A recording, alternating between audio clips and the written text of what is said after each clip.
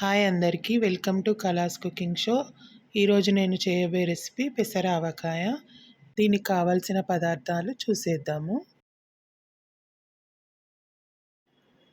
ఈ కప్పుతో 4 కప్పులు కట్ చేసి పెట్టుకున్న మామిడికాయ ముక్కలు. మామిడికాయ ముక్కలను తడి లేకుండా ఆరబెట్టుకోవాలి. తడి ఉంటే ఆవకాయ ఖరాబ్ అవుతుంది. ఏ కప్పుతో అయితే మామిడికాయ ముక్కలు తీసుకున్నామో అదే కప్పుతో 3/4 కప్పు పెసర్లు తీసుకొని సన్నని మంటపై వేయించుకొని అవి చల్లారాక మెత్తగా పొడి చేసి పెట్టుకోవాలి.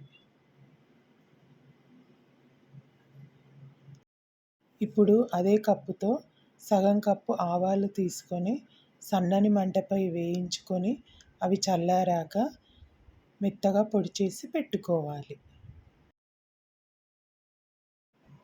ఏ కప్పుతో అయితే మామిడికాయ ముక్కలు తీసుకున్నామో అదే కప్పుతో 2.5 కప్పుల పల్లి నూనె తీసుకొని అది వేడయ్యాక దాంట్లో జీలకర్ర ఆవాలు వేసి వేయించుకోవాలి. అవి వేగినాక ఆ నూనెను చల్లారబెట్టుకోవాలి. ఇప్పుడు ఒక గిన్నెలో మామిడికాయ ముక్కలు తీసుకొని దాంట్లో 1 టీ స్పూన్ పసుపు, ఏ కప్పుతో అయితే మామిడికాయ ముక్కలు తీసుకున్నామో అదే కప్పు నిండా 3 మ్యాంగో కారపొడి, సగం కప్పు పికిల్ సాల్ట్, పొడి చేసి పెట్టుకున్న ఆవపిండి, పొడి చేసి పెట్టుకున్న పెసరపిండి, 1 టేబుల్ స్పూన్ జీలకర్ర పొడి, 1 టీ స్పూన్ మెంతి పొడి, 15 నుండి 20 వెల్లుల్లిపాయలు వేసుకొని అంతా ఒకసారి బాగా కలుపుకోవాలి.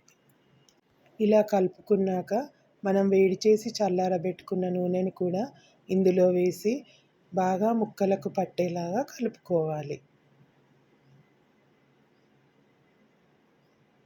అంతే, మన టేస్టీ పెసర ఆవకాయ రెడీ అయిపోయింది. దీన్ని వేడివేడి అన్నంలో వేసి కలుపుకొని తింటే చాలా బాగుంటుంది. మీరు కూడా ఈ సమ్మర్లో ఒకసారి ట్రై చేయండి.